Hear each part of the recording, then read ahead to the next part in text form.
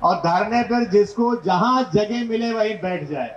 एक दिन कपड़ा गंदा हो जाए कोई दिक्कत नहीं, लेकिन जो खड़ा रहेगा माना जाएगा धरने पर नहीं आया है, वो केवल चेहरा दिखाने आया है। पूर्व मंत्री आदरणीय नरेंद्र सिंह वर्मा जी हम लोगों के बीच में है, हम आमंत्रित करेंगे वो इधर मंच की तरफ आ जाएं।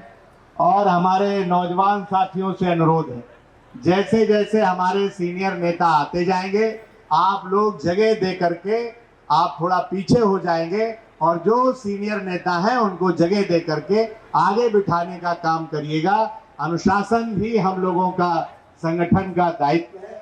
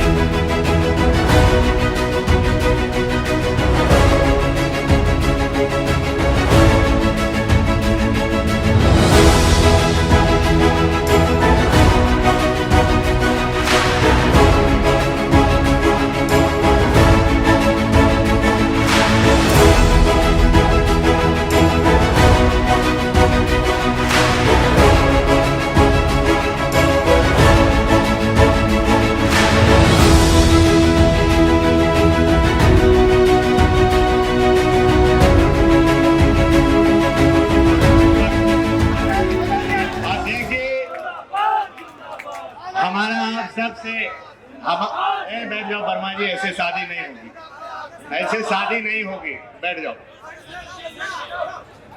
ये जितने लोग खड़े हैं अगर आ जाएं बैठ जाएं, और हम भी ज्यादा लंबा बोलेंगे नहीं, अध्यक्ष जी बोलेंगे, और शांति के साथ आप लोग बैठ जाएं।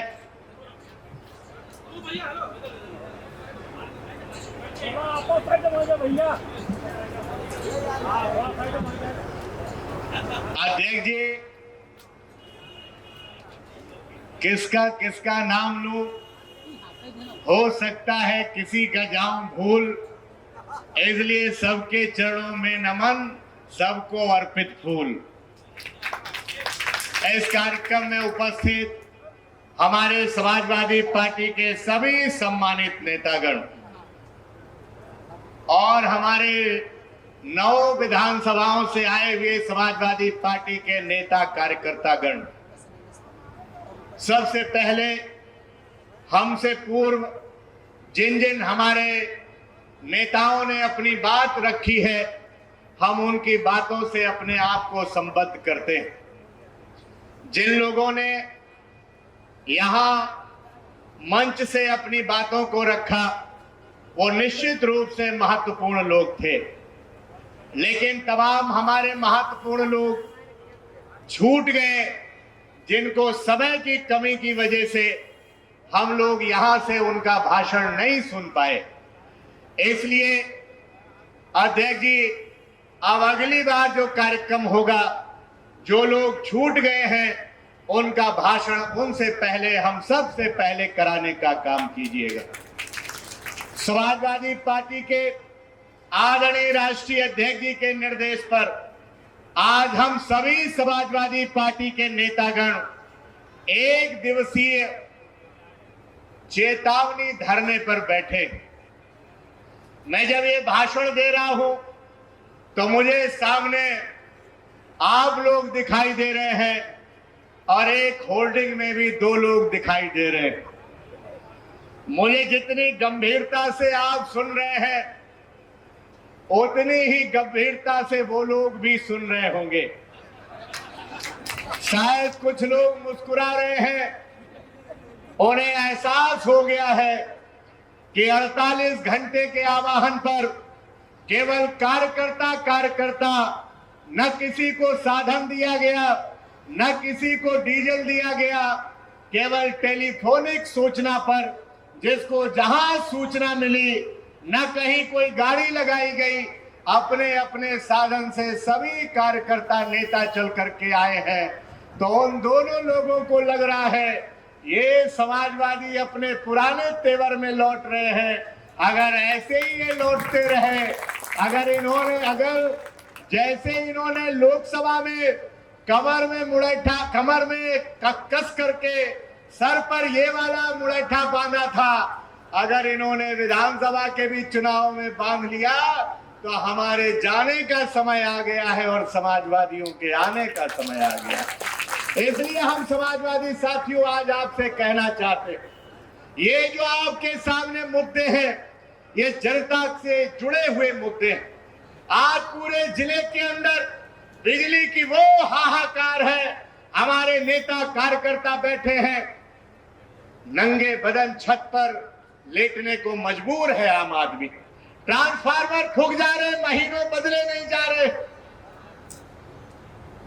आज खाद के लिए लंबी लंबी लाइनें लगानी पड़ रही है। जल जीवन मिशन में टंकी गिर रही है, सड़क खुदी पड़ी हुई है। तमाम प्राथमिक विद्यालय मर्जर कर दिए जा रहे हैं। निराश्रित पशुओं की वजह से किसान परेशान हैं। बाढ़ कटान के नाम पर हर साल करोड़ों रुपए का बंदरबाट हो रहा है और मनरेगा के जो मजदूर हैं उनके दिवस तो बढ़ नहीं रहे, बजट बढ़ नहीं रहा। और तो और कहा था इन्होंने कि अगर पेमेंट नहीं दे पाए तो ब्याज सहित देंगे। ब्याज देना तो छोड़िए, मूलधन जो देना है वही मनरेगा का। ऋचा दीदी बैठी हैं, कितना रुपए बाकी है सीतापुर में?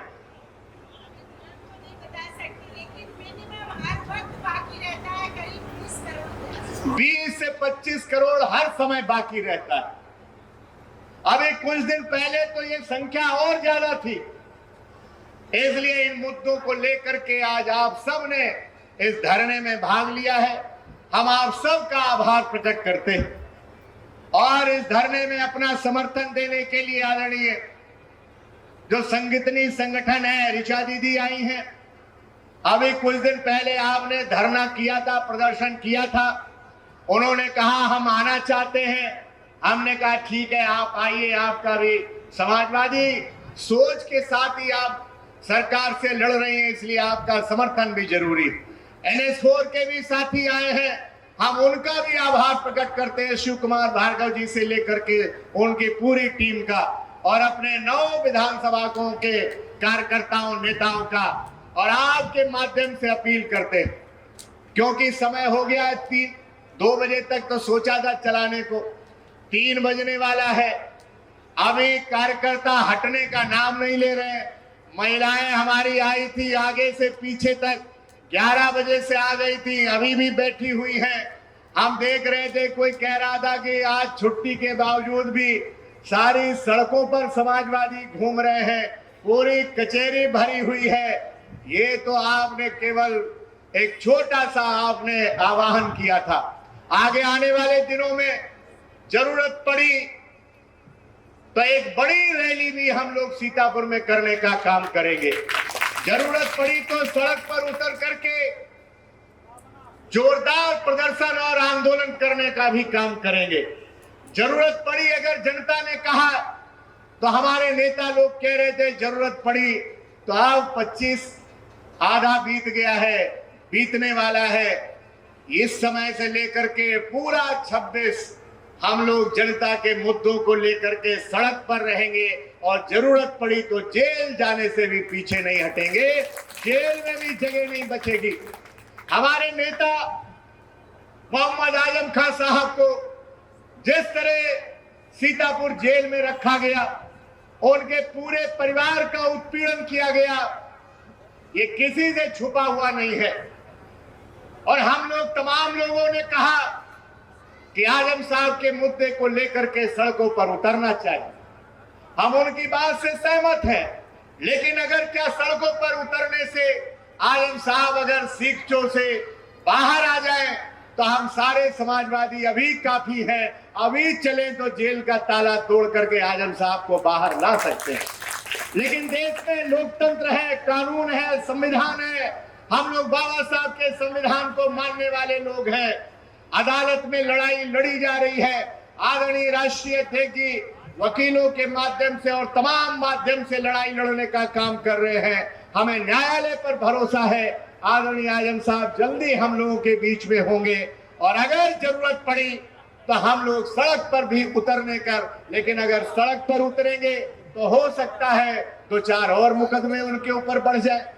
वैसे ही आजम साहब के पूरे परिवार का बहुत उत्पीड़न किया भारतीय जनता पार्टी की सरकार ने, लेकिन हम लोग सड़क पर आकर के अब कितने भी मुकदमे हम लोगों के ऊपर लगे, ज्यादा से ज्यादा आप मुकदमे लगा करके 2 साल की सजा करके हम लोगों की सदस्यता ले सकते हैं, लेकिन जनता के लिए हम लोग कोई परवाह नहीं करने वाले। कितने भी मुकदमे लिख लो, कितनी बार सदस्यता ले लो, हम लोग जनता के मुद्दों से पीछे नहीं हटेंगे और जनता के लिए आगे आने वाले दिनों में और लड़ाई लड़ने का काम करेंगे। इसलिए साथियों, आखिरी बात और आखिरी अपील के साथ आप सबको बधाई देता हुआ, आपने सफल कार्यक्रम बनाया, कार्यक्रम को सफल बनाया। आगे आने वाले एक एक दिन अब आपको घर चैन से नहीं बैठना। 9 सीटों पर ठीक है, जो टिकट मांग रहे हैं अच्छी बात है, क्षेत्र में मेहनत कर रहे हैं अच्छी बात है, कई लोग टिकट मांग रहे हैं अच्छी बात है, लेकिन जब माननीय राष्ट्रीय अध्यक्ष जी साइकिल चुनाव निशान दे करके किसी को भेज देंगे अपनी अपनी विधानसभा में, उसी साइकिल की रफ्तार इतनी बढ़ा देना कि लखनऊ में इस बार सीतापुर के 9 विधायक जिता करके हम लोगों को देना है। हम लोगों को कोई मतलब नहीं कौन उम्मीदवार है, केवल साइकिल चुनाव निशान देख करके हम सबको मेहनत करके इस बार 9 विधायक बना करके देना है। जब 5 जीते थे, 2 मंत्री थे, अब दर्जा प्राप्त मंत्री भी थे, अब जब 9 जीतेंगे तो ज्यादा मंत्री मिलेंगे, ज्यादा पैसा मिलेगा। जैसे आपने लोकसभा में 2 सांसद जिताए, एक गठबंधन का जिताया और मिश्रिक लगने वाली मिश्रिक विधानसभा भी हम लोग जीते थे, तो हम लोग हर विधानसभा तो जीते हैं एक आध को छोड़ करके, इसलिए और कहीं हारे भी तो बहुत थोड़े अंतर से, इसलिए बीजेपी के लोगों में बौखलाहट है, खलबलाहट है। भ्रष्टाचार का ये आलम है। ये आंगनबाड़ी के भर्ती में कितनी बड़ा भ्रष्टाचार हुआ आपसे छुपा हुआ नहीं है, इसलिए हम अपनी बात लंबी हो जाएगी, समय भी ज्यादा हो जाएगा। लगातार आपके बीच में हम लोग सदन में भी लड़ेंगे, सड़क पर भी लड़ेंगे और जनता के बीच में भी लड़ेंगे। ऐसी आशा विश्वास और भरोसे के साथ आप सबका आभार प्रकट करता हुआ, आपके चरणों की धूलि को चंदन समझ करके अपने माथे पर लगाता हुआ, जो ज्ञापन हम लोगों देने जा रहे हैं उसमें अभी तक 1082 लोगों ने दस्तखत किया है। हो सकता है तमाम लोग अभी छूट गए हो, तमाम लोग चले गए, वो दस्तखत नहीं कर पाए। हमारी महिलाएं तो तमाम दस्तखत, कोई अंगूठा लगाया ही नहीं होगा, अंगूठा तो कोई लगा ही नहीं, तमाम महिलाओं ने दस्तखत नहीं किया। एक धरने में 3000 से ज्यादा लोग आज शामिल रहे। एलआईयू के लोग आए थे, कह रहे थे हमारी रिपोर्ट है 3000। हमने कहा अभी तो ये समाजवादियों ने सिर्फ अंगड़ाई ली है, जब लड़ाई लड़ेंगे सड़क पर आकर के तो संख्या आप गिनती नहीं कर पाओगे कि कितनी संख्या होगी। ऐसी आशा विश्वास और भरोसे के साथ एक बार फिर आप सबके चरणों में प्रणाम करता हुआ, सलाम करता हुआ, अपने सभी विधानसभा अध्यक्षों का, युवा संगठनों का, सभी प्रकोष्ठों का और सभी नेताओं का आभार प्रकट करता हुआ अपनी बात को समाप्त करता हूं। आप सबका बहुत बहुत जिंदाबाद, अखिलेश यादव जी जिंदाबाद, सभी कार्यकर्ता साथी जिंदाबाद, शहीद छीता पासी जी अमर रहें। बहुत बहुत धन्यवाद। बाबा साहब अमर रहें।